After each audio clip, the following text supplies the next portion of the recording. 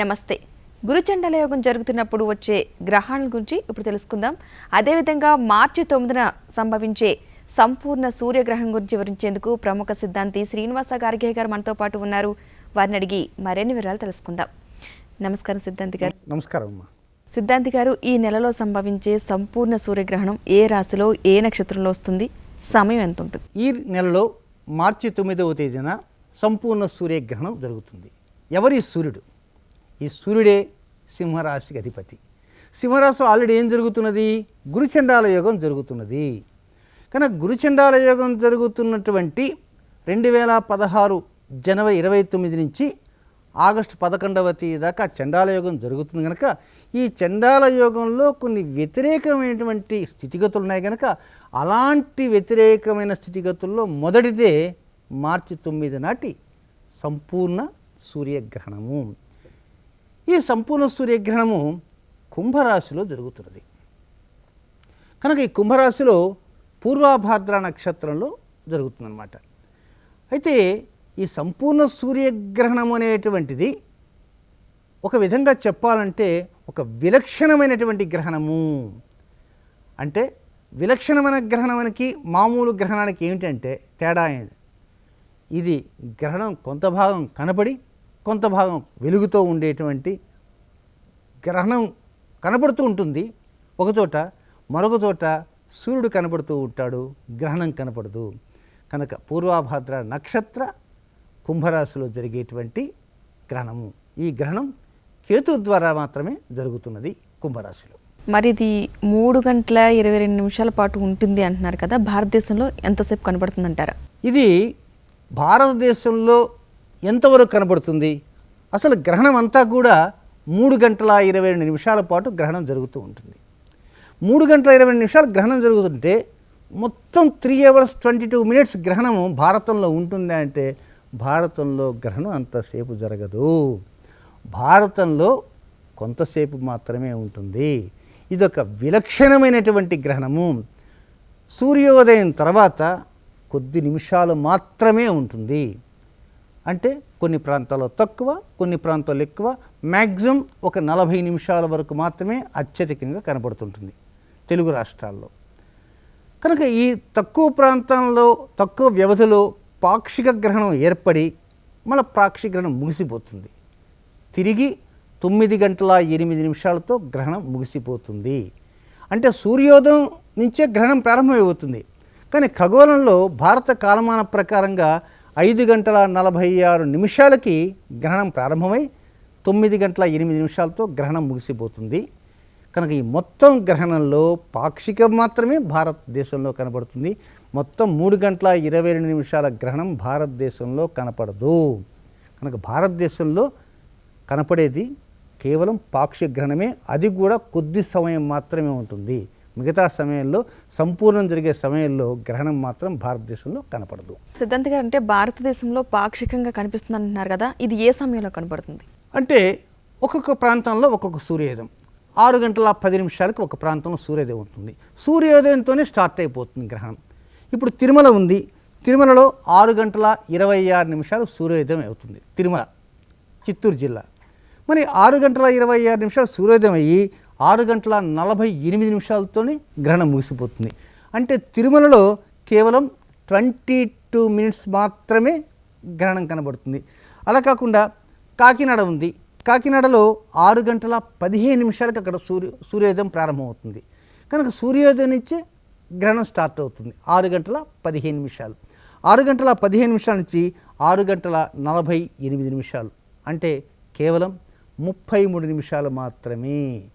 కనుక సూర్యోదయం నుంచే గ్రహణం ప్రారంభమై మొత్తం తెలుగు రాష్ట్రాలలో 6 గంటల 47 నిమిషాలు 6 గంటల 45 నిమిషాలతో గ్రహణం పూర్తయిపోతుంది. పాక్షికం కనబడుతుంది, పాక్షికం పూర్తయిపోతుంది. అక్కడి నుంచి సంపూర్ణ గ్రహణం ఏమీ ఉండదు. సూర్యుడు తేజోవంతమైనటువంటి కాంతితో కనపడుతూ ఉంటాడు. తెలుగు రాష్ట్రాలను కాదు, భారతదేశంలో కూడా.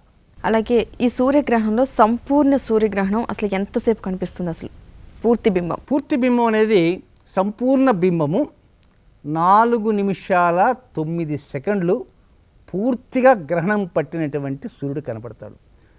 ఈ సంపూర్ణ బింబం ఎక్కడ కనబడుతుందంటే సుమిత్రా దీవులలో మాత్రమే కనబడుతుంది. పసిఫిక్ మహాసముద్రము సుమిత్రా దీవుల్లోనే కనపడుతుంది. 4:09 అంటే అది ఉదయం 7:25 సంపూర్ణ స్థాయిలోకి గ్రహణం పడుతుంది.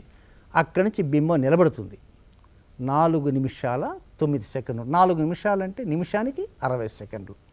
4 నిమిషాలకి 64 ఎంత 240. ఇది ఒక 9 నిమిషాలు. 249 సెకండ్స్ అలాగే బింబం అంతా ఉంటుంది. కనుక మళ్ళా ఆ బింబము క్రమంగా గ్రహణ ఏమవుతుందంటే మోక్షం దాకా వస్తుంది, అంటే గ్రహణ విడుపు ప్రారంభమవుతుంది. కనుక ఈ మొత్తము పాక్షికమే భారతదేశానికి వర్తిస్తుంది తప్ప సంపూర్ణ గ్రహణం కనపడదు. గ్రహణం భారతంలో కేవలం పాక్షికమే. సూర్యుడు మాత్రమే కనపడుతూ ఉంటాడు. సూర్యుడికి ఒకవైపు మాత్రమే గ్రహణం పడుతుంటుంది. ఆ గ్రహణం పట్టే సంపూర్ణ స్థాయి మాత్రం మన దేశంలో కనపడదు. అది సుమిత్రా దీవులు, పసిఫిక్ మహాసముద్రం, అక్కడ మాత్రమే సంపూర్ణ గ్రహణం బింబం ఉంటుంది తప్ప మనకు ఉండదు.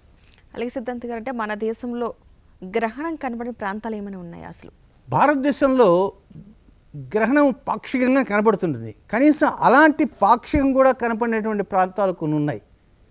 అవి అహ్మదాబాద్, బొంబాయి, పూణే, ఈ నగరాల్లో పాక్షికం కూడా ఉండదు. సూర్యోదయం నుంచే సూర్యుడు కనబడుతుంటాడు. చూసారా, సూర్యోదయం నుంచే సూర్యుడు బొంబాయి, పూనా, అహ్మదాబాద్లో సూర్యుడే కనబడుతుంటాడు. మరి బొంబాయి దాటి మిగిలిన ప్రాంతాలలో బొంబాయి దాటిన తర్వాత ఒక 100 కిలోమీటర్లు 200 కిలోమీటర్లు పోగానే గ్రహణం ఉంటుంది. మరి బొంబాయిలో ఏమో సూర్యుడు కనబడుతున్నాడు, మనకు అదే సమయంలో పాక్షికం కనబడుతుంది.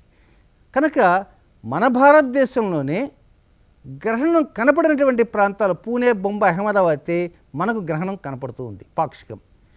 అసలు కంప్లీట్ మనకు సూర్యుడు కంప్లీట్గా పూర్తి స్థాయిలో పూర్తి బింబము, గ్రహణం లేని బింబం మనకు కనపడుతుంటే గ్రహణ బింబం అక్కడ కనపడుతుంటాడు. కనుక ఇది విలక్షణమైనటువంటి గ్రహణము అని దీన్ని చెప్పవచ్చు. పూణే, బొంబాయి, అహ్మదాబాద్లో ఎక్కడా కూడా గ్రహణం కనపడదు. అలాగే సిద్ధాంత్ గారు, మన తెలుగు రాష్ట్రాల్లో ఏ ప్రాంతంలో ఈ పూర్తి గ్రహణం అనేది ఎక్కువసేపు ఉంటుంది? ఎంత సమయం ఉంటుంది? అసలు మనకు పాక్షిక గ్రహణమే ఎక్కువ సేపు ఉంటుంది. ఆ పాక్షిక గ్రహణం కూడా విశాఖపట్నం, శ్రీకాకుళం, విజయనగరం ఈ జిల్లాల్లోని వారికి మాత్రమే కొద్దిగా ఎక్కువసేపు ఉంటుంది. ముఖ్యంగా 40 నిమిషాల సేపు శ్రీకాకుళంలో గ్రహణం కనబడుతుంది. అంటే శ్రీకాకుళంలో 6:09 సూర్యోదయం ప్రారంభమవుతుంది. 6:49 సూర్యోదయం ఉన్నప్పటికీ సూర్యోదయం నుంచి లెక్క వేస్తే 40 నిమిషాలతో గ్రహణం పూర్తయిపోతుంది. అంటే హయ్యెస్ట్ శ్రీకాకుళంలో మాత్రమే 40 నిమిషాల పాటు పాక్షిక గ్రహణం ఉంటుంది తప్ప మిగిలినటువంటి తెలుగు రాష్ట్రాలలో 40 నిమిషాల కంటే తక్కువ.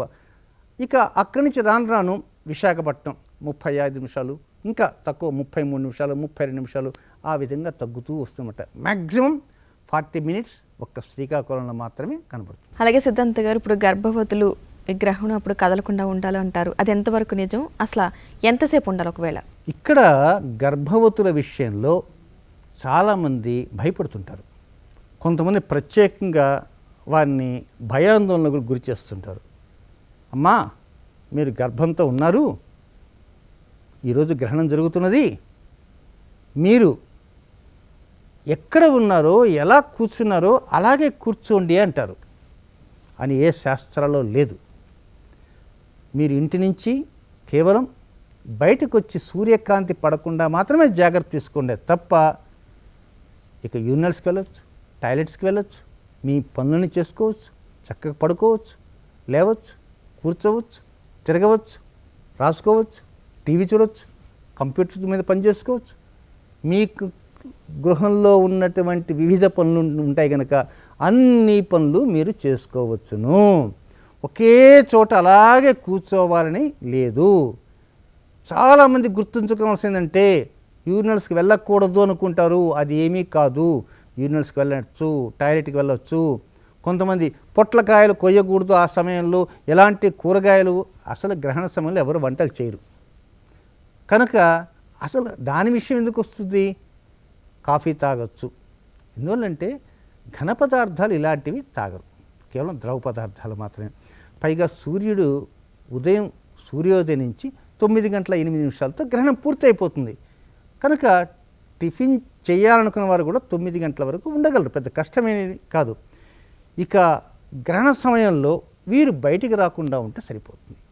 కానీ ఇక్కడ భారతదేశంలో ఉదయం 6 గంటల 48, 49, 50 నిమిషాల గ్రహణం పూర్తయిపోయింది కదా, గ్రహణం లేదు కదా, మరి బయటికి రావచ్చు కదా అని అనుకోవచ్చు. కానీ విలక్షణమైన గ్రహణం కనుక గర్భవతులు తీసుకోవాల్సిన ఒక చిన్న జాగ్రత్త ఏమిటంటే, మీ పనులన్నీ మీరు సలక్షణంగా నిర్వర్తించుకోవచ్చు, కానీ ఉదయం 9 గంటల 8 నిమిషాల తర్వాతనే బయటికి రండి. ఎందుకని? ఇది విలక్షణమైన గ్రహణము.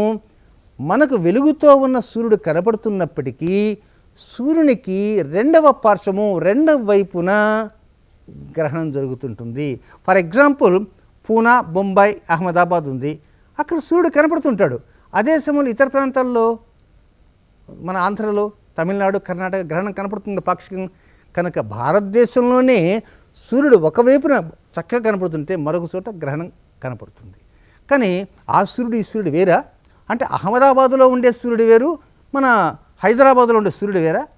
సూర్యుడు ఒకడే, కానీ ఆయన సూర్యుడు గుండ్రముగా ఉంటాడు, వర్తులాకారంలో ఉంటాడు.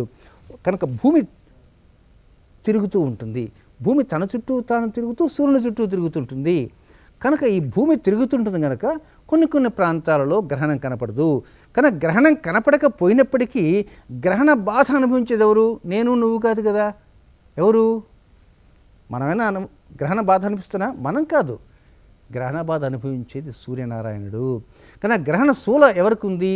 సూర్యనారాయణమూర్తికి ఉంది.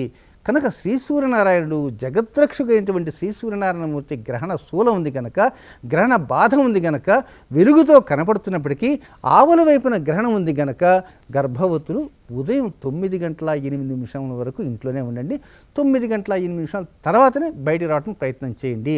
చాలామంది హేతువాదులు అంటారు, ఇదంతా ట్రాష్ అండి, ఇదంతా లేదు, అది సైన్స్ అండి, ఇదే అండి, అదే అండి అంటారు. ఇటు వినటం, అటు వదిలేయటం. వారికి ఎన్ని చెప్పినా అర్థం కాదు. అదేమంటే చర్చలకు రా అంటారు. ఆ చర్చలు ఏమిటి? చర్చలు 10 మందిని కూర్చోబెట్టేదును పెద్ద పెద్ద ముఖ్యమైన స్థావరాల్లో ఇడ్లీ వడ తిండుట గ్రహణ సమయంలో తినకూడదు అని. కొన్ని ముఖ్యమైనటువంటి శాస్త్ర గ్రంథాలలో గ్రహణ సమయంలో కొన్ని రకమైనటువంటి కాంతుల వలన తినేటువంటి ఆహార పదార్థాలు విషతుల్యములు అవుతాయని. మాకేం జరగలేదండి, మేము ఉదయాన్నే ఇడ్లీకి తిన్నామండి, కాఫీ తాగామండి, మరి మీరు చూసారా సిద్ధాంతులు ఈ విధంగా భయపెడతారండి తినకూడదు. ఏమి తినకుండా ఉంటే కాసేపు నష్టమేం లేదు కదా. మరి హిందూ ధర్మంలో ఎన్నో రకమైనటువంటి ధర్మశాస్త్రాలు, ధర్మ సూక్ష్మాలు చెప్పారు. కనుక గ్రహణ శూల జరిగే సమయంలో గతంలో కొన్ని ప్రయోగశాలలో ఏం చేశారంటే, గ్రహణ సమయంలో దర్భని, ఆ పాలు, పెరుగు, నీరు ఇలాంటి వాటి మీద వేస్తారు. ఆ విధంగా వేసిన కారణంగా ఏమిటంటే కలుషితం కాకుండా ఉంటుంది. ఇప్పుడు మినరల్ వాటర్ ఉంది, ఒక దాంట్లో మినరల్ వాటర్ ఉంచుతారు, మరొక గ్లాసులో మినరల్ వాటర్ ఉంచుతారు. ఒక గ్లాసులో దర్భ వేస్తారు, ఒక గ్లాసులో దర్భ వేయకుండా రెండు బయట పెడతాం. ల్యాబొరేటరీకి వెళ్ళిన తర్వాత రెండు మినరల్ వాటరే, కానీ దర్భ వేసిన మినరల్ వాటర్లో కంటే దర్భ వేయని మినరల్ వాటర్లో కొన్ని లోపాలు ఉన్నట్టుగా ప్రయోగశాలలో తేలింది. కానీ ఈ విషయాల జోలికి వారు వెళ్ళరు. వారు ప్రజలకు విజ్ఞానం నేర్పాలని, ఏదో క్రొత్త విజ్ఞానం చెప్పాలని పెద్ద పెద్ద సెంటర్స్లో షామ్యానాలు వేసుకొని మేము సంపూర్ణ సూర్యగ్రహణం జరిగే సమయంలో ఇడ్లీలు తింటున్నాం, వడలు తింటున్నాం, టిఫిన్లు చేస్తున్నాం అని అంటారు. కనుక వారు ఎంతసేపటికి ఏమిటంటే వారు చెప్పేదే వేదం అంటారు, జ్యోతిష్ శాస్త్రం అయితే బూటకం అంటారు. ఒక వైద్యశాస్త్రం ఉంది, ఒక వైద్యుడు ఒక రుగ్మత ఉంది అని ఒక వైద్యుడు చెప్తాడు, మరొక వైద్యుడు ఆ రుగ్మత కాదు మరొక రుగ్మత ఉందని చెప్తాడు, మూడో వైద్యుడు మూడవ రకంగా చెప్తాడు. మరి ఇప్పుడు వైద్య శాస్త్రం తప్ప, ఈ వైద్యుల యొక్క నేర్చుకున్న తప్ప అంటే వైద్యశాస్త్రం తప్పు కాదు, వైద్యుల యొక్క భావాలు, వారు అర్థం చేసుకునే భావాలు తప్పు. అలాంటి వాటి మీద వారేమీ మాట్లాడరు. ఈ విజ్ఞానం చెప్పేటువంటి వారు కేవలం జ్యోతిష సంబంధమైన అంశాల మీదకి వచ్చేది మా మీద బురద చల్లటానికి మాత్రమే వాళ్ళు ప్రయత్నాలు చేస్తుంటారు. వారు బురద చల్లినప్పటికీ ప్రజలు చక్కగా అర్థం చేసుకుంటూనే ఉన్నారు. ఇది ఎప్పుడు కూడా ప్రతి సంవత్సరం కూడా వారి పాటికి వారు చేస్తూ ఉంటారు, వారి పాటికి వారు మాట్లాడుతుంటారు, దేవుడు లేదంటారు, దైవం లేదంటారు, వారి ఇంట్లో కూర్చుంటారు, లలితా శాస్త్రం చదువుకుంటారు. ఎవరికి తెలియకుండా గుడిచోట తలుపులు వేసుకుంటారు, దీపాలను చేసుకుంటారు, ఎవరికి తెలియకుండా టెంకాయలు కొడతారు, ముహూర్తాలు పెట్టుకుంటారు. వారు చక్కగా వారి అమ్మాయికి కానీ అబ్బాయికి కానీ మంచి మంచి ముహూర్తాల్లోనే ముఖ్య కార్యక్రమం చేస్తారు. పబ్లిక్గా మీడియా ముందుకు వస్తారు. ఇదంతా బూటకం అంటారు. కనుక ప్రేక్షకులు బాగా గమనించాల్సిందంటే గర్భవతుల విషయంలో వారు ఏవో చెప్తారు, బయటికి రండి ఇబ్బంది లేదు అంటారు. రేపు ఏదన్నా ఇబ్బంది వస్తుంటే ఏం ఇబ్బంది వస్తుంది అని మళ్ళీ వారే అంటారు. కనుక మన జాగ్రత్త మనం తీసుకుంటే తప్పు ఏమీ లేదు. కనుక గర్భవతులు ఉదయం 9:05 తర్వాతనే ఇంటి నుంచి బయటికి రండి. లోపల మాత్రం మీ పనులు మీరు నిర్వర్తించుకోండి. ఒకవేళ టీవీలో ఎక్కడో ఒక గ్రహణం కనబడుతున్న సూర్యుడు చూపిస్తాడు అనుకోండి, వెంటనే టీవీ కట్టేయకండి, ఏమీ కాదు. సూర్యుడి బింబమును టీవీలో చూడండి, ఇబ్బంది అంటూ ఏమీ లేదు. కేవలం గ్రహణ కాంతి మాత్రం శరీరంపై పడకుండా మాత్రమే జాగ్రత్త తీసుకోవాలి. భగవంతుడు మనకు మేధస్సు ఇచ్చాడు, కానీ పశుపక్షాదులకి ఇవ్వలేదు. అందుకే పశుపక్షాదులకి తెలియదు కనుక గ్రహణ శూల వ్యాపించకుండా దానికి కట్టుదిట్టమైన చర్యలు ఇచ్చినాడు. అంతేకాకుండా ప్రజలు ఈ కరెంటును కనుక్కుంటారు. కరెంటు కనుక్కుంటే, కరెంటు ముట్టుకుంటే వైరు ఏమవుతుంది, అంతవరకు మనిషి చనిపోతాడు. కానీ కాకులు ఇలాంటి పక్షులు కరెంటు తీగల మీద కూర్చుంటాయి, వాటికి ఏమైనా అవుతుందా? ఏమీ కాదు. మరి వాటికి ఎందుకు కాలేదు, మనకు అవుతున్నది అంటే అది భగవంతుడు మనిషి మేధస్సు ఇలా ఉంది, విద్యుత్తును కనుక్కుంటాడు ఎప్పటికైనా. అప్పుడు విద్యుత్తును కనుక్కుంటే తనకు ప్రమాదం వాటిల్లుతుంది. ఇవి మేధస్సు లేనటువంటివి మూగజీవాలు కనుక ఇలాంటి వాటికి తెలియదు కనుక దానికి తగిన ఏర్పాటు అనేది భగవంతుడు చేశాడు. అలాగే గ్రహణ సమయంలో అవి పశుపక్షాదులు బయటనే తిరుగుతుండే కనుక గ్రహణ శూల వాటికి వ్యాపించదు, కేవలం మానవులకు మాత్రమే తెలుసుకోవాలి. ఓకే సిద్ధాంత్ గారు, ఇక అలాగే ఈ సూర్యగ్రహణ ప్రభావం వల్ల ఇతర ప్రకృతి వైపరీత్యాలు ఏమన్నా వాటిలో అవకాశం ఉందంటారా? ఇక్కడ గ్రహణం అనేది కుంభరాశిలో జరుగుతున్నది. కుంభరాశికి అధిపతి శని. గ్రహణం జరిగేది సూర్యునికి. ఏ నక్షత్రం జరుగుతుంది? పూర్వాభాద్ర నక్షత్రం జరుగుతుంది. పూర్వాభాద్రకి అధిపతి గురువు. గ్రహణం ఎవరి ద్వారా పడుతున్నది? కేతువు ద్వారా. కనుక సింహరాశి అధిపతి అయినటువంటి సూర్యునికి గురు నక్షత్రమైనటువంటి పూర్వాభాద్ర నక్షత్రంలో గ్రహణం పడుతుంటే ఆ గ్రహణ సమయానికి పంచగ్రహాలు 5 గ్రహాలు పంచగ్రహ కూటమి ఆ కుంభరాశిలో జరుగుతుంటే తీవ్రవాదిగా ఉండేటువంటి కుజుడు ఆ గ్రహణం పైన దృష్టిని పెట్టాడు. అదే సమయంలో శని సింహరాశి పైన దృష్టిని ఉంచాడు. కనుక ఈ గ్రహణం పంచగ్రహ కూటమిలో ఉన్నటువంటి గ్రహణం 9వ తేదీన జరుగుతుంది కనుక కుజుని యొక్క దృష్టి పడింది కనుక సింహరాశి పైన గురురాహు చండాలయోగం జరుగుతుంది కనుక దానిపైన శని యొక్క దృష్టి పెట్టాడు కనుక కుంభరాశి పైన కుజుడు దృష్టి, సింహరాశి పైన శని దృష్టి ఏకకాలంలో జరుగుతున్నది కనుక ఆ పంచగ్రహ కూటమిలో గ్రహణం జరుగుతుంది కనుక ఆ గ్రహణానికి ముందు 1 వారం రోజులు, గ్రహణం తదుపరి 1 వారం రోజుల పాటు ప్రకృతి వైపరీత్యాలు జరిగేటువంటి ప్రెస్ మీట్లో ఇండోనేషియాలో 7.8 తీవ్రతతో భూకంపం వస్తుంది, సునామీ వేవ్స్ కూడా వచ్చే అవకాశాలు ఉంటే నేను స్పష్టంగా చెప్పాను. 2వ రోజు దినపత్రికల్లో నేను చెప్పిన వివరించారు. 24 గంటల్లోనే ఇండోనేషియాలో భూకంపం వచ్చేసింది, సునామీ. పైగా స్పష్టంగా ఇండోనేషియాలో వస్తుందని చెప్పాను. కనుక ఏమంటే గ్రహణానికి ముందు 1 వారం రోజులు, గ్రహణం తర్వాత 1 వారం రోజులు ఇలాంటి ప్రకృతి వైపరీత్యాలు వచ్చే అవకాశం కూడా మన జాగ్రత్తలు తీసుకుంటాం. సహజంగా గ్రహణం అంటే అమావాస్యలో జరుగుతున్నక చాలామంది ఏంటంటే ఆధ్యాత్మికంగా గ్రహణ స్నానాలు చేయాలనే ఉద్దేశంతో సముద్రాలకు వెళ్ళి సముద్రం దగ్గర స్నానాలు కూడా చేస్తుంటారు. కనుక జాగ్రత్త ఏమిటంటే ఏదన్నా బై మిస్టేక్ సునామీ వస్తుంటే ముందు చెప్పి రాదు, నిమిషాల మీద వచ్చేస్తుంది. కనుక అలాంటి నిమిషాల మీద వచ్చే సమయంలో మనం తప్పించుకోవడం కష్టం కనుక ఈ గ్రహణానికి కొంత సముద్ర సంబంధమైనటువంటి ప్రభావాలు వచ్చే అవకాశాలు ఉన్నాయి కనుక సముద్రం వైపు వెళ్ళకూడదు. తుఫాను ఉంది, సముద్రం దగ్గరికి వెళ్తామా? వెళ్ళొద్దని వాతావరణ శాస్త్రం చెప్తారు. అలాగే ఈ గ్రహణానికి సముద్రం వైపు వెళ్ళొద్దు, జలాశయాల వైపు వెళ్ళకండి అని తెలియజేస్తున్నాను. దీనితో పాటు మన భారతదేశంలో కూడా ఉత్తర భారతంలో కింద దక్షిణ భారతం, పైన ఉత్తర భారతంలో కూడా పశ్చిమ భాగంలో ఉండేటువంటి చోట్ల కొన్ని తీర ప్రాంతాలు, కొన్ని ఢిల్లీ, బాంబే పైన గ్రహణం కనబడకపోయినా గ్రహణ ఛాయలు ఉంటాయి కనుక బాంబే, అహ్మదాబాద్, కనుక కాశ్మీర్ ఇలాంటి ప్రాంతాలలో కూడా కొంత భూ ప్రకంపనలు వచ్చేటువంటి సూచనలు ఉన్నాయని తెలియజేస్తున్నాను.